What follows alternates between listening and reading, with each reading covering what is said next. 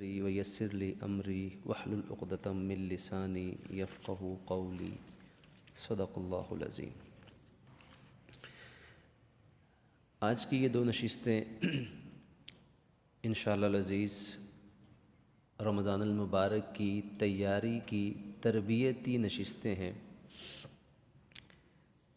اور ابھی اور نماز عصر کے بعد جو گفتگو آپ کی خدمت میں پیش کی جائے گی، بنیادی عنوان دو ہی ہیں، فضائل اور مسائل۔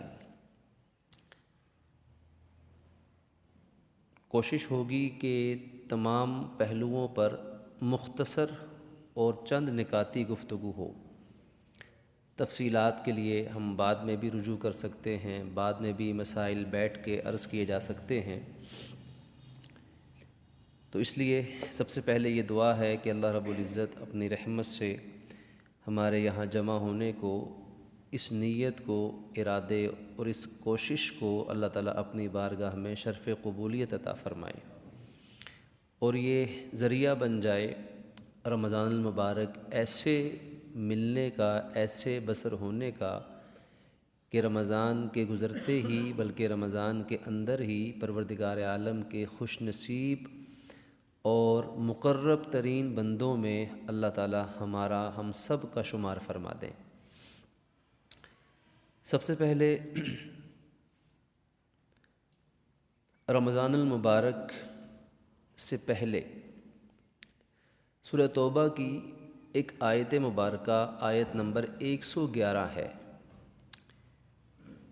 جس میں اللہ رب العزت نے ارشاد فرمایا، اعوذ باللہ من الشیطان الرجیم، بسم اللہ الرحمن الرحیم، ان اللہ اشتری من المؤمنین انفسہم واموالہم بان لہم الجنہ، کہ اللہ تعالیٰ نے ایمان والوں سے ان کی جانیں اور ان کے مال خرید لیے ہیں اس کے بدلے میں کہ ان کے لیے جنت ہے۔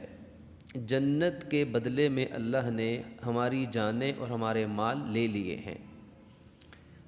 اب یہ بھی اللہ تعالیٰ کی رحمت ہے کہ نہ جانیں ہماری ہیں نہ مال ہمارا ہے، اس نے یہ بات از راہ رحمت فرمائی ہے کہ دی بھی اسی نے، یہ جان اسی کی ہے، مال اسی کا ہے، ایک ایک سانس دھڑکن اسی کی ہے۔ وہ دینے کے بعد خود کہتا ہے کہ تم میرے حکم کے مطابق یہ چیزیں مجھے واپس کر دو تو میں تمہیں جنت انعام کے طور پر دوں گا۔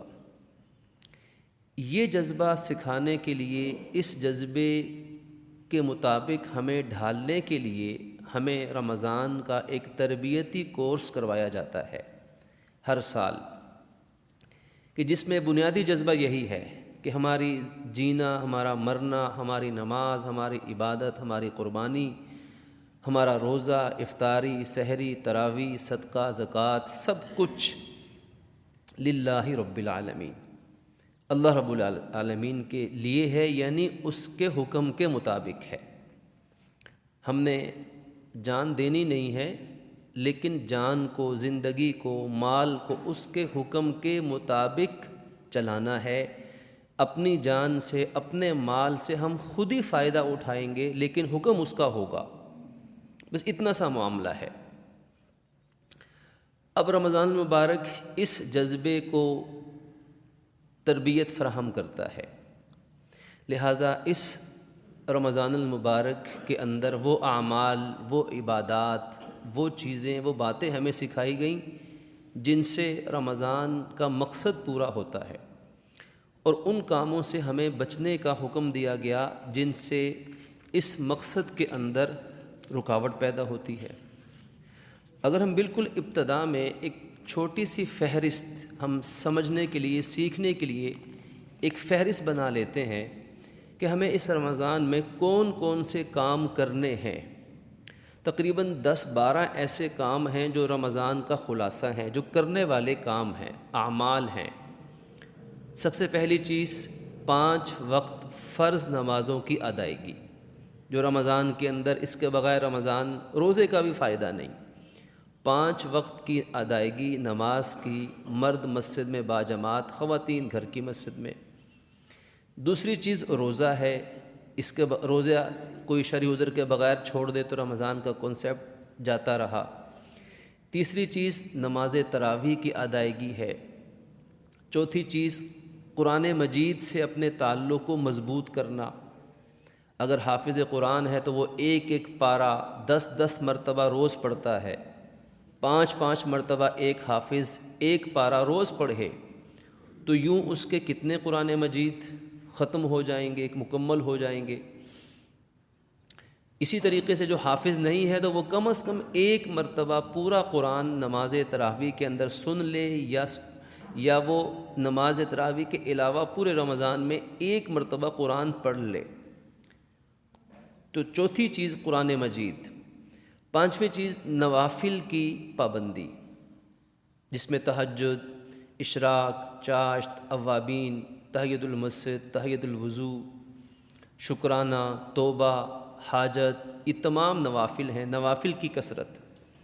چھٹی چیز ہے نفلی عبادات کے علاوہ، قرآن پاک کے علاوہ باقی ذکر و اذکار کرنا زیادہ سے زیادہ۔ اس کا آسان طریقہ ہاتھ میں تسبیح ہو، کوئی کاؤنٹر ہو۔ یہ تسبیح، یہ کاؤنٹر، یہ مذکرہ ہے، یاد دلانے والی چیز ہے۔ مذکرہ، نصیحت، یاد دلانے والی چیز۔ تو یہ تسبیح، یہ کاؤنٹر جب ہاتھ میں ہوگا تو ہر وقت خود بخود ذکر یاد آتا رہے گا۔ تو ذکر و اذکار کرنا، جس میں سبحان اللہ والحمد للہ ولا الہ الا اللہ واللہ اکبر کثرت سے رمضان میں پڑھنا، کلمہ شریف پڑھنا، استغفار کرنا، اللہ تعالیٰ سے معافی مانگنا، استغفر اللہ سب سے آسان ہے، جنت کا سوال کرنا، جہنم سے پناہ مانگنا، درود شریف پڑھنا، اور جتنے مسنون اذکار ہیں۔ یہ چھٹی چیز۔ ساتویں چیز دعا مانگنا ہے، سحری کے وقت میں، افطاری کے وقت میں، نمازوں کے بعد میں، تہجد کے وقت میں، جب بھوک اور پیاس خوب لگ رہی ہو روزے کی حالت میں، اس وقت دعائیں قبول ہیں۔ روزے دار کی ایک دعا کم از کم ہر روز قبول ہے۔ اپنے لیے، پوری امت مسلمہ کے لیے دعاؤں کا اہتمام، یہ ساتویں چیز۔ آٹھویں چیز ہے صدقہ فطر، عام نفلی صدقہ اور زکوٰۃ وغیرہ کی ادائیگی۔ اس کے بھی تمام احکامات و مسائل ہمیں انشاءاللہ کچھ عرض کریں گے، کچھ ہمیں سیکھنے پڑیں گے۔ نویں چیز ہے اعتکاف، کہ اعتکاف آخری عشرے کا مسنون اعتکاف کرنا، اس کے بارے میں شریعت کے کیا احکامات ہیں، کیا فضائل، کیا طریقہ کار ہے۔ اسی طرح شب قدر کی رات کو تلاش کرنے کی کوشش کرنا، اس کا طریقہ کار، اس کی فضیلت ہے۔ مسجد سے اپنے تعلق کو مضبوط قائم رکھنے کی تربیت لے لینا اس رمضان کے اندر۔ اور 13ویں اور آخری چیز ہے اپنے آپ کو اس ماہ رمضان کے اندر دین کی تعلیم کے لیے وقف کرنا۔ ہر روز ہر دن، ہر روزے میں یا ہر افطاری میں یا ہر رات میں کچھ نہ کچھ دین کا نیا سیکھ لینا۔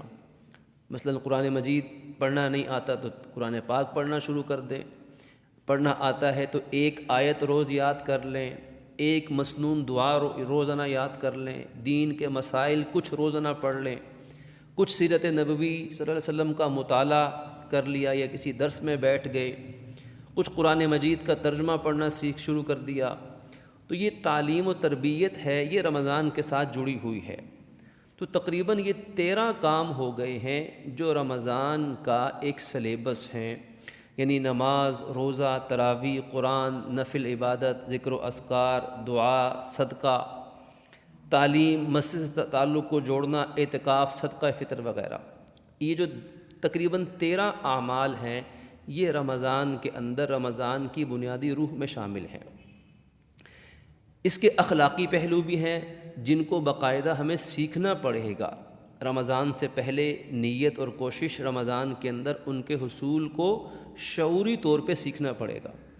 ان میں سب سے پہلے ہے اصلاح نفس، اپنے دل کی، اپنے نفس کی اصلاح کرنا۔ رمضان اخلاقی تربیت کا سب سے مؤثر ذریعہ ہے۔ اخلاقی تربیت میں کیا باتیں شامل ہیں؟ انسان میں عاجزی کا پیدا ہونا، یہ رمضان روزے کا اثر ہے۔ دل میں تقویٰ کا آنا، یہ تقویٰ سیکھنے کی چیز ہے۔ اسے سیکھنا پڑے گا، اس کے لیے مشق ہے، اس کے لیے شعوری اور ارادتاً کوشش کرنی پڑے گی۔ صلہ رحمی ہے، باہم رشتہ داروں کے ساتھ آپس میں جڑنا، ناراضگیوں کو، قطع تعلق کو ختم کرنا، جھگڑے مٹانا۔ ہمدردی ہے، انسانیت کا درد اپنے دل میں محسوس کرنا، ناداروں کی مدد ہے، دلوں کو صاف کرنا، اور تمام انسانوں کے حقوق جو ہم پہ عائد ہیں ان حقوق کی ادائیگی کی رمضان سے تربیت لینا، اور اپنے مال حلال میں سے حقدار اور مستحق لوگوں کو ڈھونڈ کر ان تک اپنا مال حلال زکوٰۃ خیرات کی صورت میں ان تک پہنچانا، اور اپنے ماتحتوں، اپنے ملازموں کے اوپر رمضان میں نرمی کرنا۔ ایسا کرنے والوں کے لیے جنت کی بشارت ہے۔ تو یہ رمضان کے اخلاقی پہلوؤں کی ایک فہرست ہے۔ اب وہ کام جو رمضان میں نہیں کرنے، جن سے بچنا لازم ہے، ان کاموں میں ہر وہ عمل جس سے رمضان کی کوئی عبادت متاثر ہو یا خراب ہو، مثلاً کوئی عمل جس سے نماز قضا ہوتی ہو، روزہ ٹوٹنے کا خطرہ ہو، تراویح ضائع ہونے کا خطرہ ہو، جن سے فرائض و واجبات چھوٹیں یا متاثر ہوں، ان کاموں سے بچنا۔ پھر اسی طرح جھگڑے سے بچنا، گناہ سے بچنا، میڈیا کا استعمال، سوشل میڈیا، نیٹ کا استعمال، ان کاموں سے اپنے آپ کو بچانا۔ اضافی جتنے کام ہیں جو اضافی انسان اپنے سر پہ لے لیتا ہے، ان کاموں سے اپنے آپ کو رمضان میں روکنا۔ بے جا سیر و تفریح سے، ہوٹلوں کے کھانوں سے، غیر ضروری سفر کرنے سے، ان کاموں سے اپنے آپ کو بچانا۔ زیادہ کھانے سے، زیادہ سونے سے، زیادہ باتیں کرنے سے، زیادہ محفلوں کے اندر شرکت کرنے سے، ان کاموں سے اپنے آپ کو روکنا ہوگا۔ بازار کی خریداریاں، شاپنگز، آنا جانا، ان چیزوں سے بھی حد الامکان بچنا ہوگا، انتہائی مجبوری میں جائز۔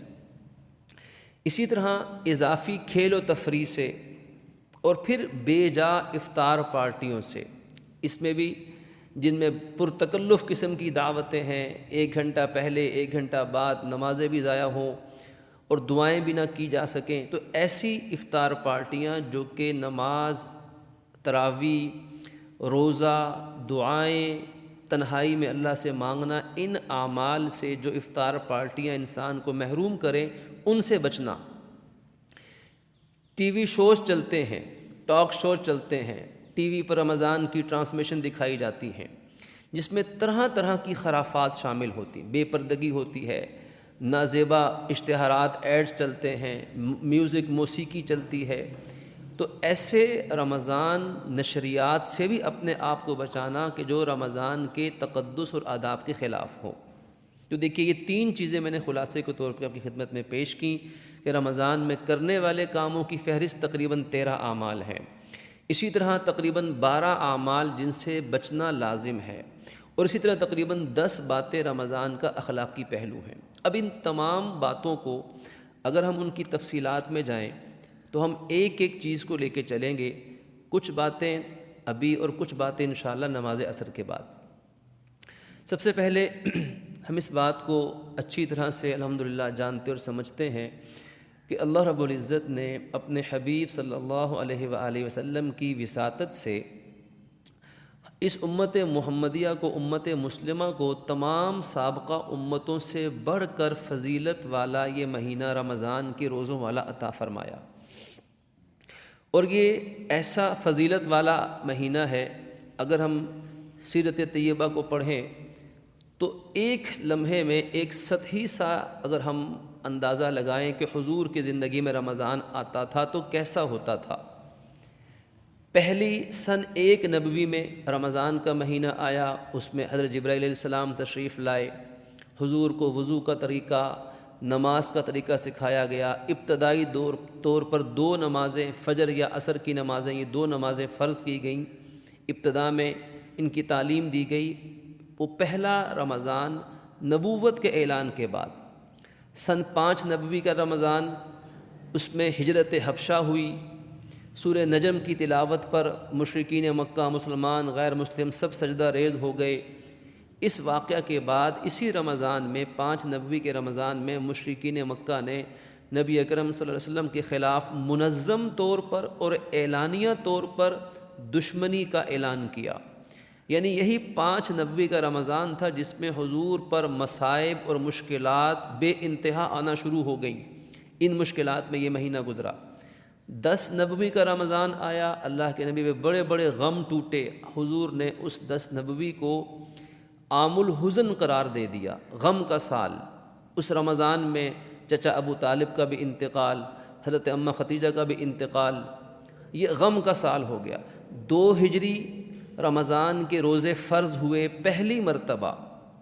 2 ہجری کے اندر مدینہ منورہ کے اندر اسلامی ریاست قائم ہو چکی تھی، مسلمانوں کو کچھ سکون ملا، عبادات میں مشغول ہوئے، رمضان کے روزے فرض ہو گئے۔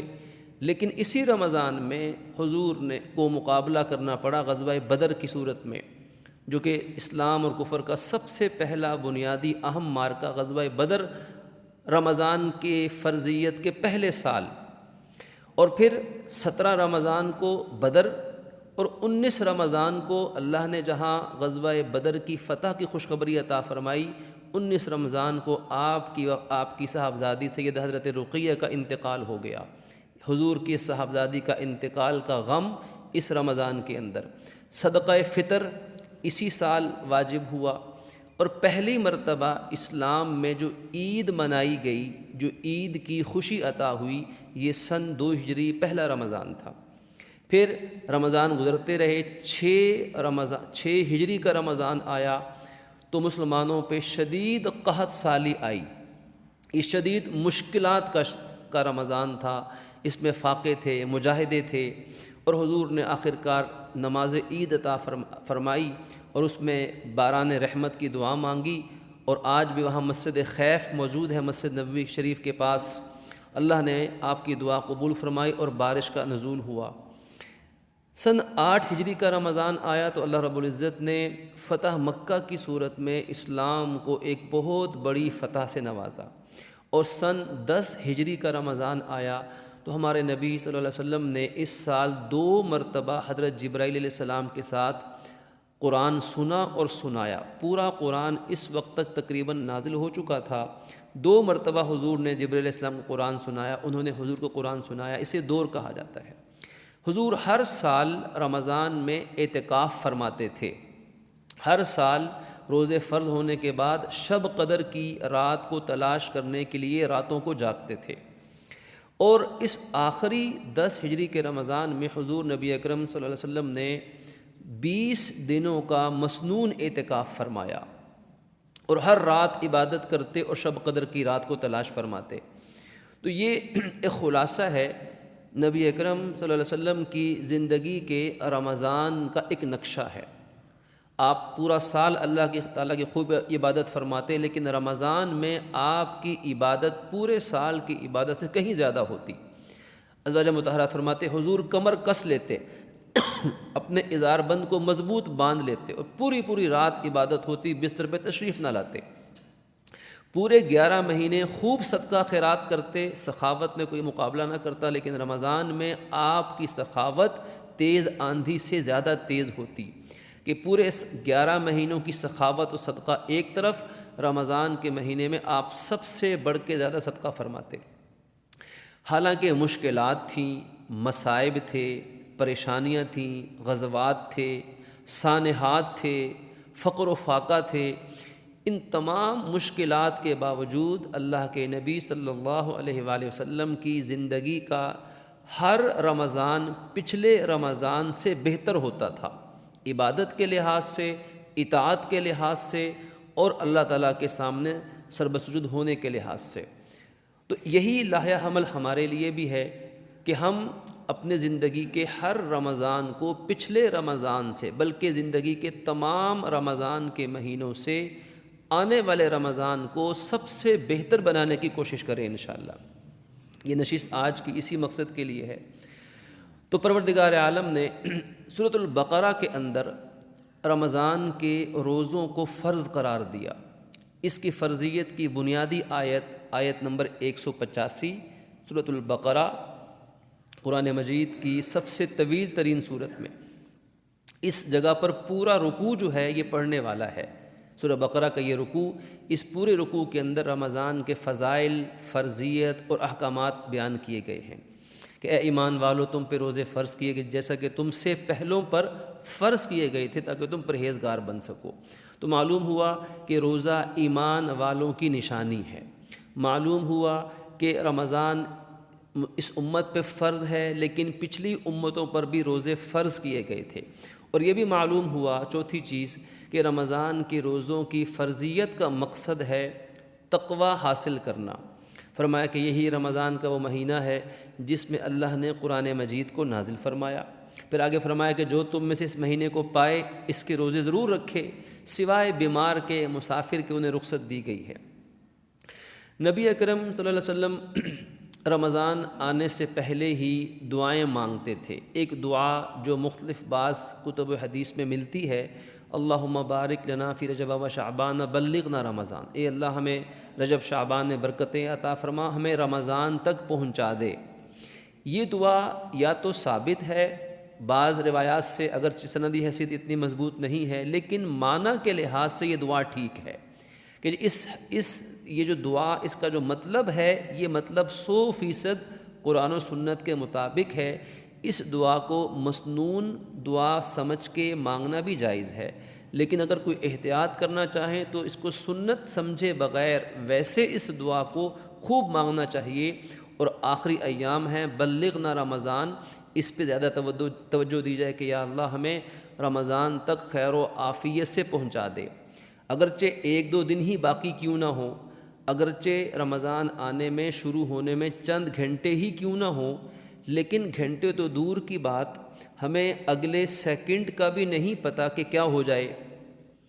چونکہ ہمیں علم نہیں ہے اور کوئی گارنٹی کسی کے پاس نہیں ہے، ان 1-2 دنوں کے اندر بھی تو دنیا میں لاکھوں لوگ مریں گے، لاکھوں بیمار ہوں گے، لاکھوں چلتے پھرتے صاحب فراش ہو جائیں گے۔ اب چونکہ کوئی ضمانت گارنٹی نہیں ہے، اس لیے جب تک رمضان شروع نہیں ہوتا تب تک اس دعا کو ہم کثرت سے مانگیں، بلغنا رمضان، اے اللہ ہمیں رمضان تک خیریت سے پہنچا دیجیے۔ اور پھر جب رمضان المبارک کا چاند دیکھنے کا وقت آئے، جیسا کہ چاہے آج کی مغرب کے وقت میں یا بالخصوص کل کی مغرب کے وقت میں، اگر آج اعلان فرض کرے نہیں ہوتا، تو جو غروب آفتاب کا وقت ہے آج اور کل کا خاص طور پر، اس غروب آفتاب کے وقت میں ایک سنت ہے جو کہ آج اکثر مسلمان اس سنت کو چھوڑے بیٹھے ہیں۔ وہ سنت یہ ہے کہ نبی پاک صلی اللہ علیہ وسلم رمضان کے آنے سے پہلے دنوں کو شمار کرتے تھے اور تعلیم دیتے تھے کہ دیکھو شعبان کے دنوں کو گنو، ان کی گنتی کا حساب رکھو۔ یہ رمضان کی ایک طلب اور خواہش کا اظہار بھی ہے اور رمضان کی تیاری کا حصہ بھی ہے۔ اور حضور تاریخوں کے اعتبار سے، دن کے اعتبار سے، چاند کے اعتبار سے رمضان آنے سے پہلے چاند دیکھنے کی کوشش اور عمل کرتے تھے۔ لہذا ہمارے لیے بھی سنت ہے کہ غروب آفتاب کے وقت نماز مغرب ادا کرنے کے بعد چاند کے نکلنے کے مطلع کی طرف سنت کی نیت سے بس 1-2 مرتبہ نگاہ ڈال دیں کہ دل میں یہ نیت ہو کہ یا اللہ ہم اس سنت کو پورا کرنا چاہتے ہیں۔ چاند نظر آئے یا نہ آئے اس سے تعلق نہیں، لیکن چاند کے مطلع پہ نگاہ ڈال دینا یہ سنت نبوی ہے۔ اور اگر چاند نظر آ جائے کسی کو یا نظر نہ آئے لیکن اعلان ہو جائے کہ رمضان شروع ہو گیا ہے، تو جو ہی یہ آنکھ سے چاند کوئی دیکھ لے یا اعلان پتہ چل جائے، سرکاری سطح پہ اعلان ہو جائے، چونکہ ہم سرکاری اعلان کے پابند ہیں۔ عام حالات شہری زندگی کے اندر آج کل چاند پہلے دن نظر نہیں آتا، پہلی رات میں تاریخ میں عام بندے کو آنکھ سے پتہ نہیں چلتا، سرکاری اعلان پہ ہی ہم انحصار کریں گے۔ اب یہ سرکار کا کام ہے کہ وہ دیانتداری کے ساتھ شرعی اصولوں کے مطابق چاند دیکھنے کا اہتمام کرے اور سیاسی اثر و رسوخ کو ایک طرف رکھتے ہوئے حقیقت کی بنیاد پر چاند دکھنے نہ دیکھنے کا اعلان کے مطابق، شریعت کے مطابق سچ سچ اعلان کرے۔ اس بارے میں تو ارباب اقتدار جواب دہ ہیں، عام بندہ، عام شخص ذمہ دار نہیں ہے۔ ہمارے کرنے کا کام ایک مرتبہ چاند کی جگہ پہ نگاہ ڈال لی، اور جو ہی پتہ چلا کہ رمضان شروع ہو گیا تو ایک مسنون دعا پڑھ لی۔ وہ مسنون دعا عربی میں یا اردو میں مانگ لی، اللہم احلہ علینا بالیمن والایمان والسلامۃ والاسلام ربی وربک اللہ۔ اس میں 3 جملے ہیں۔ پہلا جملہ اللہم احلہ علینا بالیمن والایمان والسلامۃ والاسلام ربی وربک اللہ۔ اے اللہ، اس رمضان کے چاند کو ہمارے لیے خیر و برکت کا، ایمان کا اور اسلام کے مطابق زندگی گزارنے کا ذریعہ اور پیش خیمہ بنا دیجیے۔ یہ دعا سنت ہے جو آج چھوٹ رہی ہے۔ اور پھر آخر میں چاند سے خطاب کرتا ہے انسان، ربی وربک اللہ، اے چاند میرا رب بھی اللہ ہے اور تیرا رب بھی اللہ ہے، میرا اور تیرا رب ایک ہے، وہ اللہ رب العالمین ہے۔ تو یہ دعا جو ہے برکت کی، ایمان کی، صحت سلامتی کی اور اسلام کے مطابق چلنے کی، یہ 4 دعائیں ہوں گئی۔ یہ عربی میں یا اردو میں مانگ لی اس موقع پر جو ہی پتہ چلا کہ رمضان کا مہینہ شروع ہو گیا ہے۔ اور آخر میں وہ توحید کا اعلان ہے کہ میرا اور تیرا، بلکہ سورج کا، آسمان کا، زمین کا، ہر مخلوق کا رب صرف ایک ہے، وہ ہے اللہ رب العالمین۔ یہ عقیدہ توحید آ گیا۔ تو اس دعا کا اہتمام کرنا بھی یہ رمضان کی ابتدائی سنتوں میں شامل ہے۔ پھر اس کے بعد رمضان کے حوالے سے ایک اور چیز، تربیتی چیز سمجھنے والی ہے۔ حدیث مبارک میں آتا ہے، آپ نے ارشاد فرمایا کہ تخلقوا باخلاق اللہ، کہ تم کوشش کرو کہ اللہ تعالیٰ کی عادات اپناؤ، اللہ تعالیٰ کے اخلاق اپناؤ۔ اب یہ بڑی عجیب بات ہے کہ بندہ مومن اللہ کے اخلاق کیسے اپنا سکتا ہے؟ اللہ تعالیٰ کے اخلاق اپنانے کا مطلب یہ ہے کہ جیسے اللہ تعالیٰ کی ذات اپنی باکمال صفات رکھتی ہے، ان صفات کی پیروی کرو۔ اللہ تعالیٰ مخلوقات پر رحم کرتا ہے تو بندہ بھی مخلوقات پہ رحم کرنے کی کوشش کرے۔ اللہ تعالیٰ اپنی مخلوقات کو کھلاتا پلاتا ہے تو بندہ بھی اپنی مخلوقات کو کھلانے پلانے کی کوشش کرے۔ اللہ رب العزت کھاتا نہیں ہے، کھانے سے پاک، پینے سے پاک، سونے سے پاک، خواہشات نفس سے پاک ہے۔ اب بندہ ان باتوں سے مکمل پاک تو نہیں ہو سکتا، لیکن ان کاموں کو کم کر سکتا ہے۔ کہ رمضان کا مہینہ یہ ٹریننگ دیتا ہے کہ انسان کم کھائے، کم سوئے، کم بولے، کم بات چیت کرے، کم لوگوں سے ملاقات کرے، محفل آرائی کم کرے، تنہائی میں زیادہ رہے۔ یہ سب اللہ تعالیٰ کی اس سنت کی پیروی ہے، لوگوں میں بانٹنا، ہر ایک پہ رحمت کرنا، لوگوں کو معاف کرنا۔ تو یہ تمام چیزیں رمضان کا ایک نظریہ ہیں، رمضان کا ایک سبق ہے، رمضان کا ایک روحانی پہلو ہے کہ اللہ تعالیٰ کی جو سنتیں ہیں اس کی پیروی کرنا رمضان میں یہ کام آسان بھی ہیں اور رمضان کی روح بھی ان میں شامل ہے۔ اب چند احادیث آپ کے سامنے عرض کرتا ہوں کہ جس میں رمضان سے متعلق ہمیں تعلیمات دی گئی ہیں۔ رمضان کا مہینہ شروع ہو گیا۔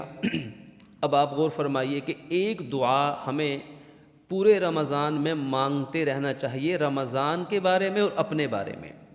حضرت عبادہ ابن صامت سے حدیث مروی ہے کہ نبی اکرم صلی اللہ علیہ وسلم نے ارشاد فرمایا کہ حضور رمضان میں یہ دعا مانگتے تھے، پہلے بھی اور رمضان کے اندر بھی۔ وہ دعا ہم کریں، وہ دعا ہے اللہم سلمنی لی رمضان و رمضان لی وسلمہ لی متقبلا۔ 3 جملے اس دعا کے ہیں۔ پہلا جملہ اللہم سلم لی رمضان، اے اللہ مجھے تو رمضان کے لیے سلامتی دے دے، یعنی مجھے سلامتی کے ساتھ رمضان میں رکھنا۔ رمضان شروع ہو گیا تب بھی رکھنا، پورے رمضان مجھے سلامت رکھنا رمضان کے لیے۔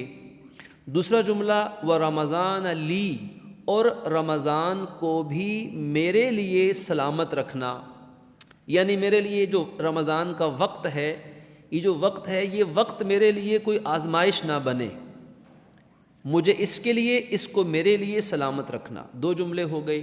تیسرا جملہ ہے وَسَلِّمْهُ لِي مُتَقَبَّلًا، اور اس رمضان کو میرے لیے قبولیت کے اعتبار سے بھی سلامت رکھنا۔ اب دیکھیے، ایک شخص رمضان آنے سے پہلے ہی فوت ہو گیا، رمضان ملا ہی نہیں۔ ایک شخص کو رمضان مل گیا اور وہ رمضان میں عبادات بھی کرتا رہا، لیکن کوئی غلطی ایسی کرتا رہا کہ اس کے سارے اعمال معاذ اللہ ضائع ہو گئے۔ اب تیسرا شخص خوش نصیب ہے جس کو رمضان بھی مل گیا، رمضان کے اندر جو اس نے اعمال کرنے چاہیے تھے وہ بھی سارے کر لیے اور وہ قبول بھی ہو گئے۔ تو اب وہ قبولیت کی دعا حضور فرما رہے ہیں وَسَلِّمْهُ لِي مُتَقَبَّلًا، اس رمضان کو میرے لیے قبولیت کے اعتبار سے بھی سلامتی عطا فرما دینا۔ تو یہ جو دعا کے 3 جملے ہیں یہ ہمیں یاد ہو جائیں تو انشاءاللہ پورے رمضان میں تو اپنے لیے بھی کر سکتے ہیں اور اوروں کے لیے بھی دعا کر سکتے ہیں۔ اللہم سلمنی لی رمضان و رمضان علی، اور فرمایا کہ وسلمہ لی متقبلا۔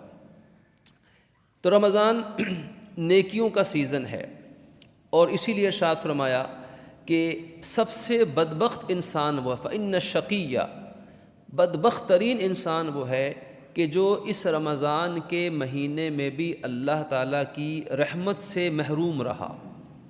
اور وہ حدیث ہمیں یاد رکھنی چاہیے جس میں آپ نے 3 جبرائیل علیہ السلام کی دعاؤں پر آمین کہا تھا، اس میں سے ایک یہ تھی کہ جس کو رمضان ملا اور پھر بھی اللہ تعالیٰ کی بندگی کر کے وہ اپنی بخشش نہ کروا سکے، تو یہ کون ہوگا کہ جو رمضان کا استقبال، رمضان کے آداب اور احکامات کا خیال نہ رکھنے والا ہو۔ یہ مہینہ قرآن کے نزول کا مہینہ، یہ مہینہ رحمت کا، مغفرت کا، جنت کے حصول اور جہنم سے آزادی کا مہینہ۔ اس مہینے میں مومن کا رزق بڑھا دیا جاتا ہے۔ یہ مہینہ باہمی ہمدردی کا، شہر مواسات اس کو کہا گیا، باہمی ہمدردی کا مہینہ۔ اس رمضان کو اسلام کی 5 بنیادوں میں سے ایک اہم بنیاد قرار دیا گیا۔ بنی الاسلام علی 5، اسلام کی بنیاد 5 ستونوں پر، مشہور حدیث ہے بخاری مسلم شریف کی۔ اب ایک پلر بھی نکلے گا تو بنیاد قائم نہیں رہے گی۔ اور پھر اس میں یہ جو 4 ارکان اسلام ہیں، نماز، روزہ، زکوٰۃ اور حج، ان چاروں میں سے ایک کو بھی چھوڑ کر مومن کا گزارا نہیں ہو سکتا۔ یہ حدیث مبارک بڑی اہم ہے، جس میں فرمایا کہ 4 باتیں ایسی ہیں فرضہن اللہ فی الاسلام، جن کو اللہ نے اسلام میں فرض کیا ہے۔ فمن جاء بثلاث، جس نے ان میں سے 3 باتوں کو لیا اور ایک کو بھی چھوڑ دیا تو وہ 3 باتیں بھی اس کے لیے پھر کافی نہیں ہو سکتی ہیں۔ یعنی ایک کو بھی چھوڑ دے، نماز بھی پڑھتا ہے، زکوٰۃ بھی دیتا ہے، حج بھی کرتا ہے، لیکن رمضان کے روزے نہیں رکھتا، روزے کھا جاتا ہے، تو وہ 3 باتیں بھی اس کے لیے کافی نہیں ہو سکتی جب تک یہ 4تھی بات کو بھی نہیں اپنائے گا۔ اب ہمارا مسئلہ یہ ہے، کوئی خالی نمازی بن جاتا ہے، کوئی خالی روزے دار نمازیں نہیں پڑھتا، پورا سال نمازوں میں غائب، رمضان میں سب سے آگے، پھر رمضان گزرنے کے بعد پھر وہی نمازیں چھوڑنے کا۔ اسی طرح کوئی زکوٰۃ دیتا ہے تو حج نہیں کرتا، کوئی حج کرتا ہے تو باقی عبادات انجام نہیں دیتا۔ تو رمضان کا مہینہ اصل میں ان 4 اعمال کو اپنانے کا ایک تربیتی نظام ہے۔ رمضان کا مہینہ بندے کے اندر اخلاص پیدا کرنے کا اہم ذریعہ ہے، ایسی کوئی دوسری عبادت نہیں۔ اس حوالے سے یہ وہ عبادت ہے کہ کوئی دوسری عبادت رمضان کے قریب بھی نہیں آ سکتی۔ اخلاص کہ رمضان کا روزہ اصل میں کچھ نہ کرنے کا نام، ایک خفیہ ترین عبادت ہے۔ نماز پڑھی لوگوں نے دیکھا، زکوٰۃ دی لینے والے کو پتہ ہے، حج کیا لاکھوں انسانوں نے دیکھا، لیکن روزہ کسی کا اس وقت ہے یا نہیں ہے، یہ اس کو پتہ ہے یا اس کے رب کو پتہ ہے۔ کوئی تیسرا صحیح معنی میں اس تک نہیں پہنچ سکتا، ایک خفیہ عبادت ہے۔ اس لیے حدیث قدسی میں جو فضیلت رمضان کی آئی کسی اور چیز کی نہ آئی، روزے کی، فرمایا الصوم لی وانا اجزی بہ، کہ روزہ خاص میرے لیے ہے اور اس کا ثواب میں جتنا چاہوں گا عطا کروں گا۔ یہ بھی رمضان اور روزے کی فضیلت ہے۔ اسی طرح نماز تراویح، اس کے بارے میں حدیث مبارک جو کہ انشاءاللہ تفصیل سے آگے بھی آئیں گی، حضرت عبد الرحمن بن عوف کی مشہور حدیث امام ابن ماجہ نے نقل فرمایا کہ شہر رمضان شہر کتب علیکم صیام وسننت لکم قیامہ فمن صامہ وقام ایمانا واحتسابا خرج من ذنوبہ کیوم ولدتہ امہ او کما قال۔ فرمایا کہ یہ رمضان وہ مہینہ ہے جس میں اللہ نے تم پر روزے فرض کیے، اور میں نے تمہارے لیے اس رمضان کے قیام کو یعنی تراویح کو سنت قرار دیا۔ جو اس کے روزے رکھے گا اور تراویح ادا کرے گا ایمان اور ثواب کی نیت سے، وہ گناہوں سے ایسے پاک اور صاف ہوگا جیسے اس کی ماں نے اس کو آج ہی دنیا میں جنم دیا ہے۔ یعنی گناہوں کی بخشش کے لیے دو شرائط حضور نے بیان کی، ایک روزے کی، ایک تراویح کی۔ اسی لیے فرمایا کہ جس نے ایک روزہ بھی بغیر شرعی عذر کے چھوڑ دیا، اب اس کی قضا میں ساری زندگی بھی روزے رکھے تب بھی وہ جو ہے اس کی تلافی ناممکن ہے۔ اور رمضان مبارک کے حوالے سے ایک اور اہم حدیث امام بہقی رحمہ اللہ نقل فرمائے حضرت امی عائشہ صدیقہ سے، فرمایا کہ اذا سلم رمضان سلمت السنہ وَإِذَا سَلِمَتِ الْجُمْعَةُ سَلِمَتِ الْأَيَّامُ او کما قال، کہ جس کا رمضان ٹھیک گزر گیا تو اس کا پورا سال بھی ٹھیک گزر جائے گا۔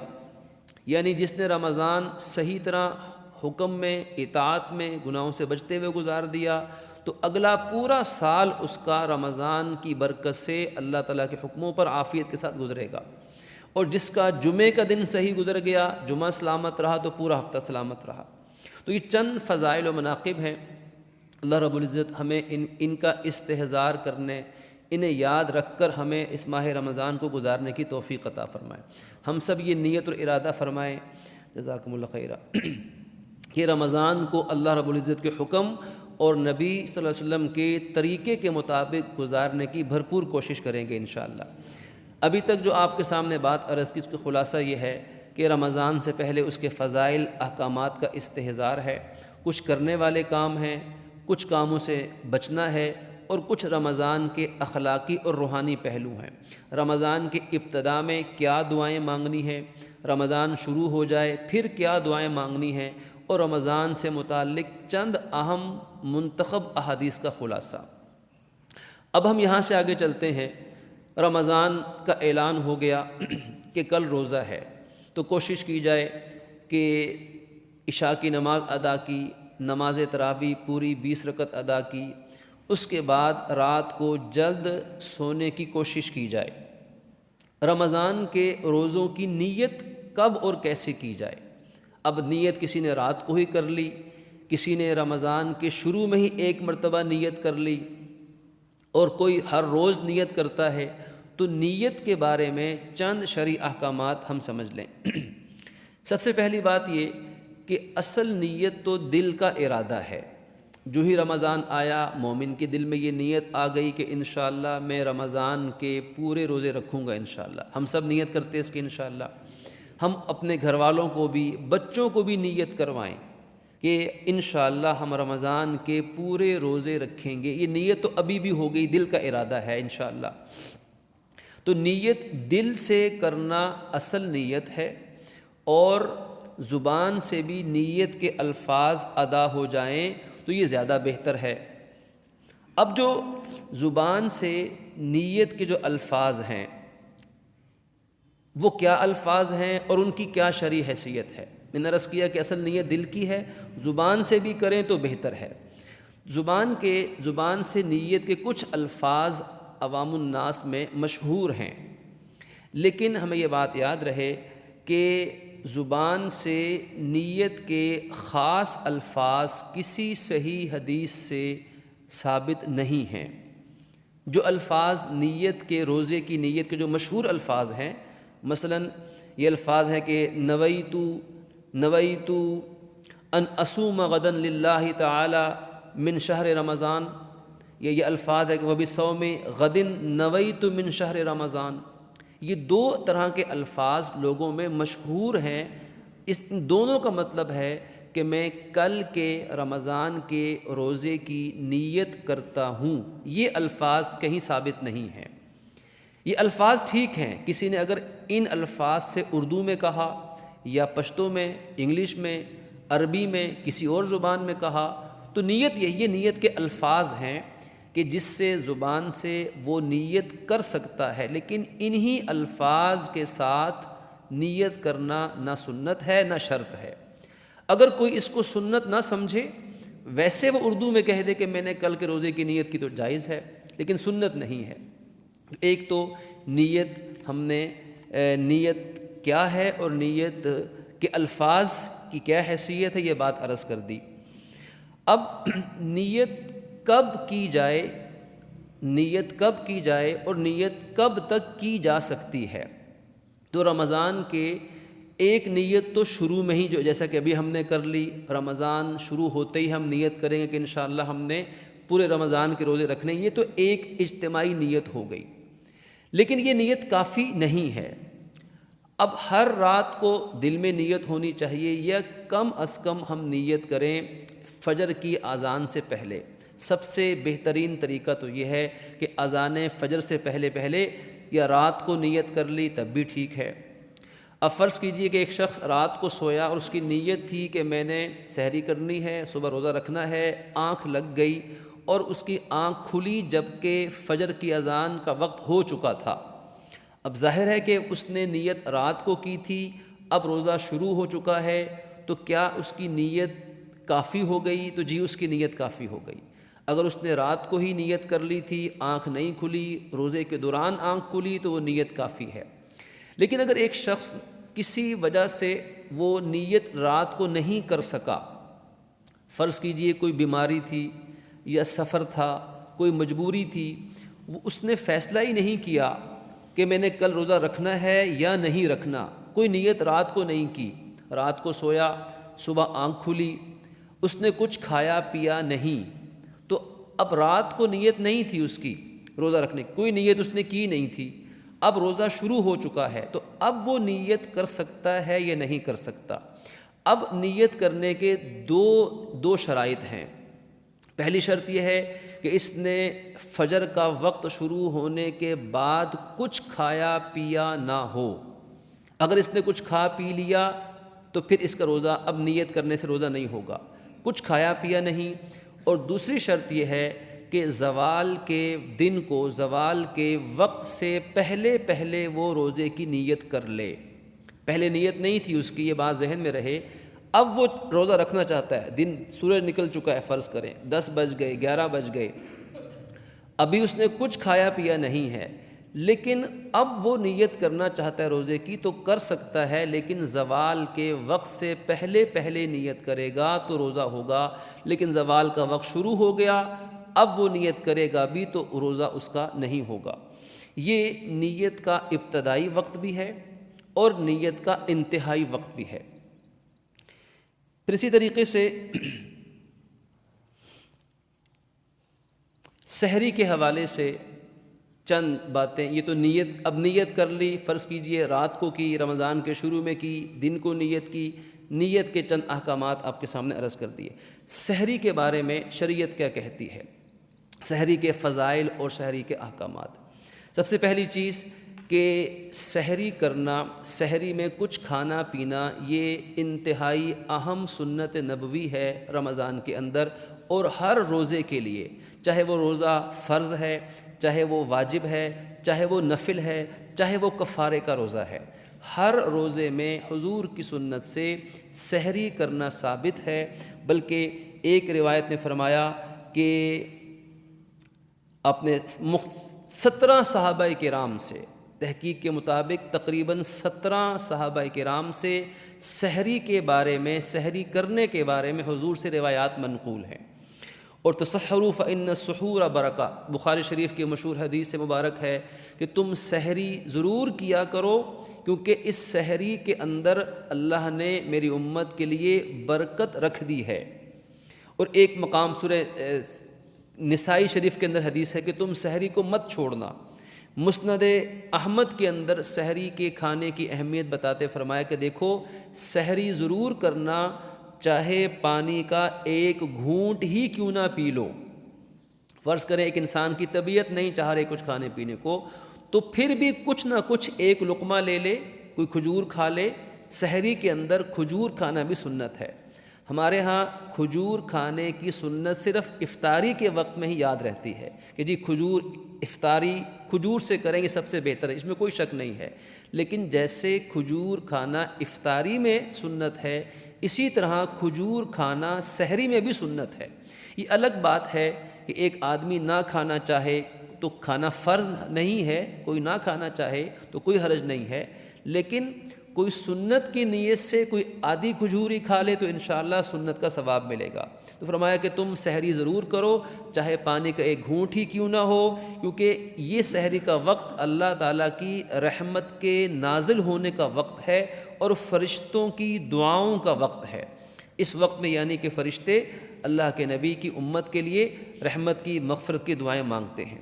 اسی طرح مسلم شریف کی حدیث میں سحری کی سنت کی تاکید فرمائی کہ دیکھو سحری کیا کرو، کیونکہ یہ سحری میری امت یعنی مسلمانوں اور اہل کتاب کے درمیان فرق کرنے والی چیز ہے، کیونکہ اہل کتاب سحری نہیں کھاتے، ان کے ہاں سحری کھانے کا نظریہ نہیں ہے، تو سحری کھانے سے اسلام کی نشانی مل جائے گی۔ تو جو لوگ سحری نہیں کھاتے نیند کی وجہ سے یا مستقل عادت بنا کر یا طبیعت نہیں کر رہی، بھوک پیاس نہیں لگی ہوئی، تو کئی بچے نوجوان بچے وہ ایسے کہتے ہیں کہ جی بھوک نہیں لگتی، تو اس چیز کو سمجھنا چاہیے کہ سحری کا کھانا چاہے جو ممکن ہو کھا لینا چاہیے، کیونکہ اس میں برکت ہے اور حضور کی سنت کا ثواب ہے۔ سحری کس وقت کھائی جائے، سحری کا کھانا وغیرہ کھانا پینا سحری کس وقت کرنا افضل ہے؟ تو اس میں یاد رہے کہ ایک حدیث مبارک کے مطابق 3 کام نبوت کا حصہ ہیں، یعنی انبیاء کرام کی عادات میں سے ہیں 3 کام۔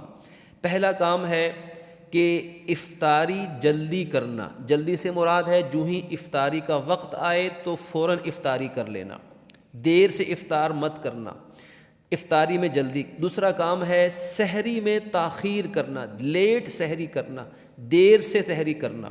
اور تیسرا کام انبیاء کی عادات میں سے کہ نماز میں اپنا دایاں ہاتھ بائیں ہاتھ کے اوپر رکھ کر ہاتھ باندھنا۔ روایت کے مطابق یہ 3 کام انبیاء نبوت کا حصہ یعنی ان کی عادت، ان میں سے ایک کام ہے سحری کو تاخیر سے کرنا۔ اب سحری کتنی تاخیر سے کریں؟ فرض کیجئے ایک آدمی نے تراویح پڑھی، تراویح پڑھ کے گھر گیا، کچھ تھوڑی بہت بھوک پیاس لگی، اس نے کھا لیا اور نیت کی کہ میری یہ سحری ہو گئی، تو پھر بھی کسی حد تک سحری ہے، لیکن اصل سحری یہ نہیں ہے۔ اصل سحری یہ ہے کہ وہ فجر کے اذان کے وقت، جس کو صبح صادق کہا جاتا ہے، اذان فجر سے پہلے جو کچھ کھائے گا پیے گا، اصل سحری کی تعریف وہاں پہ صادق آتی ہے۔ حضور نبی اکرم صلی اللہ علیہ وسلم کی عادت مبارکہ یہ ہوتی تھی کہ آپ قیام اللیل فرماتے تھے، تہجد کی نماز ادا فرماتے تھے جس کو ہم تراویح کہتے ہیں، پھر آپ سحری فرماتے تھے، اور سحری کا کھانا اتنی دیر پہلے کھا لیتے تھے کہ سحری کرنے کے بعد 50 قرآن مجید کی آیات کو تلاوت کر سکتے تھے۔ بخاری شریف کی روایت کے اندر فرمایا گیا کہ آپ سحری اتنی دیر پہلے کھا لیتے تھے، یعنی کھانا پینا اتنی دیر پہلے بند کر دیتے تھے کہ ابھی 50 قرآن پاک کی آیات پڑھی جا سکتی تھیں تقریباً۔ اب 50 آیات کا مطلب ہے تقریباً 2 سے 3 رکوعات، یعنی 3 رکوع قرآن مجید کی تلاوت، ایک اندازہ ہے، ایگزیکٹ نہیں ہے، ایک اندازہ۔ 50 آیات کا تو لفظ بخاری شریف کی روایت میں عرض کیا، اب وہ کتنی ہوں گی؟ تقریباً 3 سوا 3 رکوعات قرآن مجید کے۔ آپ یوں فرض کر لیجئے کہ 3 سے 4 صفحے قرآن کی تلاوت۔ اب وہ جتنی دیر میں ہوں گی، وہ 5 منٹ میں بھی ہو سکتی ہیں، وہ 7 منٹ میں بھی ہو سکتی ہیں، تو 5 سے 7 8 منٹ پہلے آپ سحری کا کھانا پینا بند کر دیتے تھے۔ یہ سنت عمل ہے سحری کس وقت کی جائے۔ البتہ اگر ایک شخص کو یہ سنت ہے، فرض یا واجب نہیں، فرض کریں ایک شخص کی آنکھ ہی دیر سے کھلی ہے، جب آنکھ کھلی تو 7 منٹ 5 منٹ باقی تھے، تو اب بھی یہ سحری کر سکتا ہے، کیونکہ ابھی فجر کی اذان کا وقت نہیں ہوا، تو یہ اس وقت کسی کو بھوک لگی ہوئی ہے، وہ چاہتا ہے کہ میں زیادہ کھانا کھا لوں روزے کے مطابق، اس نے کل محنت مشقت کرنی ہے فرض کرے، تو وہ اذان فجر تک سحری کر سکتا ہے۔ جب فجر کی اذان کا وقت ہو جائے گا اب کھانا پینا روکنا لازم ہوگا۔ اب اگر اس نے اذان فجر کے وقت کے بعد کچھ بھی کھایا یا پیا روزہ یاد ہونے کی حالت میں، تو اس کا روزہ ٹوٹ جائے گا، روزہ نہیں ہوگا۔ یہاں ایک اور بڑا اہم مسئلہ ہے کہ بعض لوگوں میں ایک روایت مشہور ہے، غالباً ابو داؤد شریف کی وہ روایت ہے، جس میں فرمایا گیا کہ تمہیں بلال کی اذان دھوکے میں نہ ڈالے۔ دوسری روایت کے الفاظ کا مفہوم کچھ یوں ملتا ہے کہ اگر تمہارے ہاتھ میں کوئی برتن پکڑا ہو، کوئی کھانے پینے کا برتن، کوئی چیز کھا پی رہے اور اذان شروع ہو جائے، تو اس برتن کو اس وقت تک نہ رکھو جب تک تم اپنی ضرورت پوری نہ کر لو۔ یہ روایت یا حدیث کے نام سے جو ہے لوگوں میں ایک مسئلہ مشہور ہے، جس سے لوگ نتیجہ یہ اخذ کرتے ہیں کہ اگر فجر کی اذان شروع ہو جائے اور آدمی اس وقت کچھ کھا پی رہا ہے یا کم از کم ہاتھ میں پانی دودھ کی گلاس کی لقمہ موجود ہے، تو چاہے اذان ہوتی رہے جب تک اذان ختم نہ ہو تو کھا پی سکتے ہیں۔ یہ مسئلہ درست نہیں ہے۔ ہمیں یہ بات یاد رکھنی چاہیے کہ سب سے پہلی چیز کہ یہ روایت ثابت ہے صحیح سند کے ساتھ یا نہیں ہے، اس پر بھی محدثین نے بات کی ہے۔ بہت سے محدثین کے ہاں تو یہ روایت درست نہیں ہے، لیکن چلیں اس کو درست مان لیتے ہیں کہ یہ روایت ٹھیک ہے، ثابت ہے۔ پھر اس کا مطلب کیا ہوگا؟ پھر اس کا مطلب یہ ہے کہ نبی اکرم صلی اللہ علیہ وسلم کے زمانے میں 2 اذانیں اس وقت عام طور پہ دی جاتی تھیں۔ پہلی اذان حضرت بلال حبشی مؤذن رسول دیا کرتے تھے، اور دوسری اذان حضرت عبداللہ ابن مکتوم صحابی، نابینا صحابی دیا کرتے تھے۔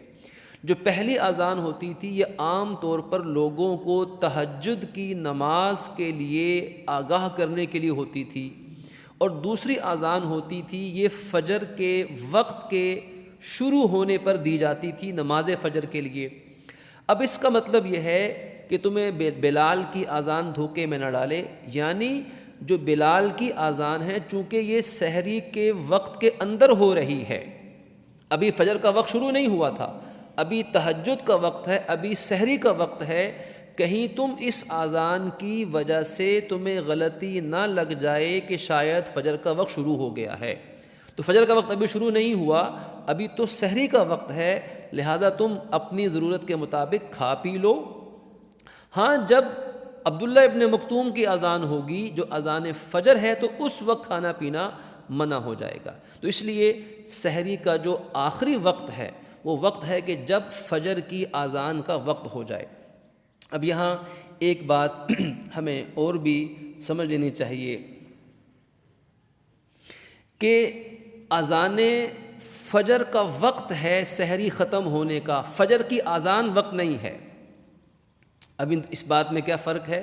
فرض کیجئے کہ فجر کی اذان اگر فرض کریں کہ 5:15 پہ فرض کر لیں کہ 5:15 پر فجر کی اذان کا وقت ہے، یہ جس کو ہم کہتے ہیں صبح صادق، جب فجر کا وقت شروع ہو گیا، لیکن کسی بھی وجہ سے اذان 5:15 پہ نہیں دی جا سکی، مؤذن صاحب سحری میں لگے ہوئے تھے یا کوئی کام پڑ گیا، یا فرض کریں کہ سپیکر ہی خراب ہوا اور گھر تک اذان کی آواز ہی نہیں پہنچی، کوئی بھی وجہ ہو گئی، اذان نہیں ہوئی اور اذان ہوئی 10 منٹ کے بعد جا کر، تو کیا 10 منٹ تک کھانا پینا جائز ہوگا؟ بالکل جائز نہیں، کیونکہ اذان فجر کا وقت ہے سحری ختم ہونے کا وقت، اذان نہیں۔ اذان چاہے جلدی کوئی دے دے غلطی سے، چاہے اذان وقت کے بعد دے، تو اذان پہ انحصار نہیں کرنا چاہیے، بلکہ میں مشورہ دوں گا کہ رمضان آنے سے پہلے ہمیں 2 کام لازمی کرنے چاہیے۔ ایک تو اپنی گھڑیوں کا وقت معیاری وقت کے مطابق کر لینا چاہیے تاکہ کوئی غلط فہمی سحری افطاری کی نمازوں کے اوقات میں نہ ہونے پائے۔ اپنی گھڑیوں کا وقت اپنے جو اسٹینڈرڈ ٹائم ہے معیاری وقت کے مطابق ہم اس کو سیٹ کر لیں۔ دوسرا کام، ہم مستند کیلنڈر، سحری افطاری کا جو کوئی مستند کیلنڈر ہو، جو باقاعدہ علماء کی نگرانی میں تیار کیا گیا ہو، مستند کیلنڈر اپنے اپنے شہروں علاقوں کے مطابق، مثلا ہم لاہور کا جو وقت ہے مستند کسی تعلیمی ادارے کا سے لیا ہوا کیلنڈر وہ اپنے پاس رکھیں، اور اس کیلنڈر کے مطابق ہم سحری افطاری کے اوقات کو سامنے رکھ کر ان تمام کاموں کو انجام دیں۔ ہوتا کیا ہے، عام طور پر ٹی وی کو آن کر دیا جاتا ہے، عام طور پر جو لائیو چینل چل رہے ہوتے ہیں نیٹ پہ ان کو آن کر دیا جاتا ہے کہ جی ابھی سحری کا وقت اتنا رہ گیا، ابھی افطاری کا وقت ہونے والا ہے۔ اب وہ جو ٹی وی اسکرین کے اوپر اس سحری اور افطاری کے وقت میں جو سمجھ لیجئے کہ سب سے اہم ترین وقت ہے رمضان کے اندر روزوں کا، سحری اور افطاری کا وقت، ان دو وقتوں کے اندر کیا ہوتا ہے، اب وہ ٹائم دیکھنے کے لیے، افطاری سحری کا ٹائم دیکھنے کے لیے بار بار ٹی وی اسکرین پہ نگاہ پڑتی ہے، وہاں غیر محرم عورتیں ہیں، بے پردگی ہے، وہاں میوزک گانا بجانا ہے، وہاں لہو و لہب کی چیزیں ہیں۔ یہ سب سے دو قیمتی وقت سحری افطاری کے ٹائم دیکھنے کے بہانے یا مجبوری کی وجہ سے ضائع ہو جاتے ہیں، اور پھر گناہ ذمے میں آتا ہے، دعاؤں میں کیفیت نہیں بن سکتی۔ جب ہم بار بار ٹی وی کو دیکھ رہے ہیں، بار بار اسکرین پہ نگاہ کر رہے ہیں، تو پھر دل میں اس موقع پہ خشوع و خضوع کیسے پیدا ہو سکتا ہے؟ تو اس لیے ان چیزوں سے اپنے آپ کو بچا کر عافیت کا راستہ کہ گھڑیاں معیاری وقت پر ہوں اور ٹائم ہمارے پاس کیلنڈر صحیح موجود ہو، ہم مسجدوں کے اعلانات اور اذانوں سے بھی ہم مستغنی و بے پرواہ ہو جائیں گے۔ تو پروردگار عالم سے دعا فرمائیے کہ اللہ رب العزت ہمیں اپنی رحمت سے رمضان کے ایک ایک لمحے کو قیمتی بنانے کی توفیق عطا فرمائے۔ سحری کے متعلق صرف ایک دو مسئلے عرض کر کے باقی تفصیلات انشاءاللہ وہ عصر کے بعد کی نشست تک ہم چھوڑتے ہیں۔ سحری کے بارے میں ایک عام طور پر سوال یہ بھی پوچھا جاتا ہے کہ اگر ایک شخص نے سحری نہیں کی، کسی بھی وجہ سے رات کو سویا رہ گیا، کچھ کھانا پینا میسر نہیں تھا، آنکھ دیر سے کھلی اور روزہ شروع ہو گیا، تو اب یہ روزہ رکھے گا یا نہیں رکھے گا؟ تو ہمیں یہ مسئلہ واضح ہے کہ سحری کھانا سنت ہے، فضیلت کی چیز ہے، لیکن روزے کے لیے شرط نہیں ہے۔ اگر کسی نے سحری جان بوجھ کر نہیں کھائی، یا وہ بھول گیا، یا مجبوری کی کسی بھی صورت میں اگر سحری نہیں کھائی، تو روزہ تب بھی رکھنا اس پر فرض ہوگا، لازم ہوگا، کیونکہ سحری کھانا وہ روزے کے لیے شرط نہیں ہے۔ اسی طرح ایک مسئلہ یہ بھی پوچھا گیا کہ اگر کسی شخص کی اچانک آنکھ کھلی، اور ایسا ہو جاتا ہے، اور تجربے کی بات ہے، ہر رمضان میں ایک آدھ مرتبہ یہ تجربہ گھروں میں عام طور پہ ہوتا ہے کہ کسی وجہ سے آنکھ نہیں کھلی، اب فوراً جلدی جلدی میں اٹھے اور جو میسر تھا پانی پی لیا، کچھ کھا لیا فوراً، تو جلد بازی سے اس موقع پہ کام نہیں لینا چاہیے، کیونکہ عام طور پر ایسا جب ہو تو آدمی کو پتہ نہیں ہوتا کہ سحری کا وقت ہے یا ختم ہو گیا ہے۔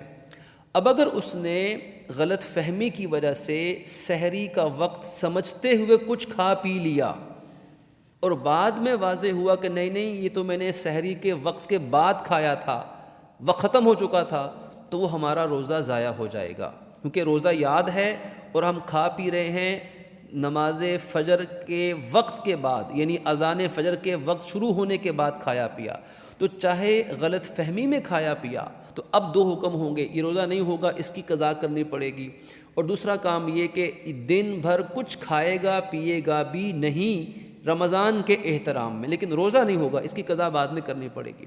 تو ایسے موقع پر اگر آنکھ دیر سے کھلے یا ایسی کیفیت ہو تو پہلے وقت دیکھ کر تسلی کر لی جائے کہ سحری کا وقت کہیں ختم تو نہیں ہوا۔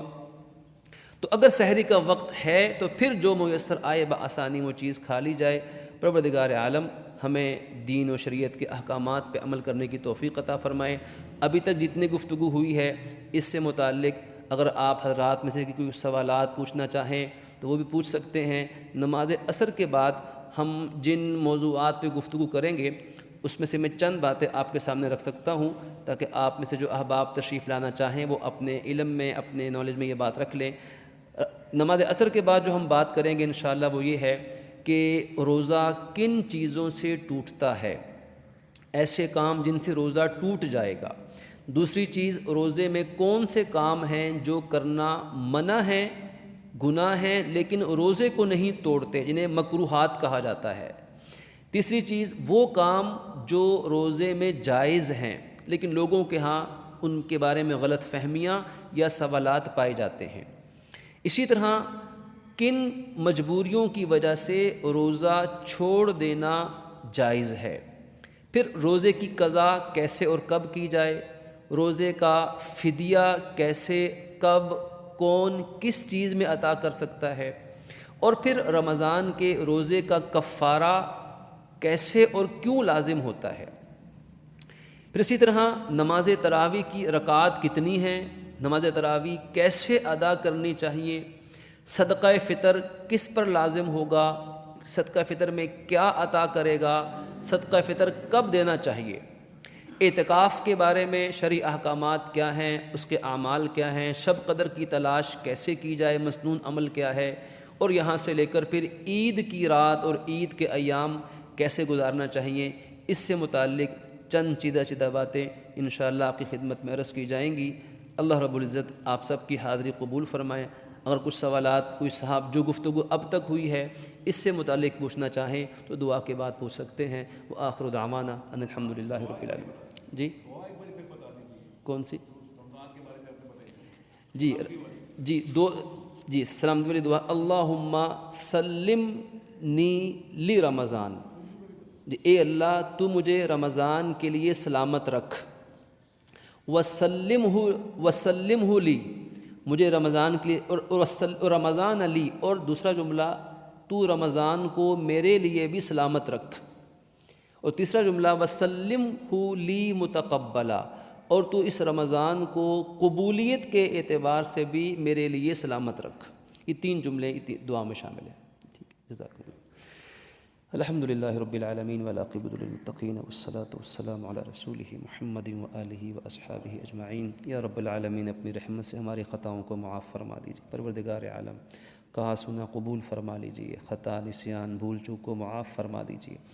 یا اللہ اس شعبان المعظم کی ان آخری گھڑیوں اور ساعات میں ہمارے لیے اور امت کے لیے بے پناہ برکتیں عطا فرما دیجیے، اور یا اللہ اپنی رحمت سے اس آنے والے رمضان کے مہینے کو ہمارے لیے اور پوری امت مسلمہ کے لیے برکت کا ذریعہ بنا دیجیے، ایمان کا ذریعہ بنا دیجیے، صحت و سلامتی کا ذریعہ بنا دیجیے، اسلام کے مطابق بقیہ پوری زندگی گزارنے کا ذریعہ بنا دیجیے، اور یا اللہ ہمیں رمضان کے لیے، رمضان کو ہمارے لیے سلامت فرما دیجیے، اور ہمیں مقبول عبادات اور اعمال کی توفیق عطا فرما دیجیے، اور ہمیں دین کے احکامات سیکھتے ہوئے اپنے نبی صلی اللہ علیہ وسلم کے طریقوں پر چلتے ہوئے اس آنے والے ماہ مبارک کو، ماہ مقدس کو ہمیں گزارنے کی توفیق عطا فرما دیجیے، اور ان احباب نے جتنے یہاں وقت دیا، تشریف لایا، اللہ ان کی زندگی میں، علم میں، حلم میں برکت عطا فرما دیجیے، اور ان احکامات کو دین کے مطابق ہمیں آگے پھیلانے کی توفیق عطا فرمائے۔ صلی اللہ تعالی علی رسول خیر خلقہ محمد وآلہ واصحابہ اجمعین، آمین، وبرحمتک یا ارحم الراحمین۔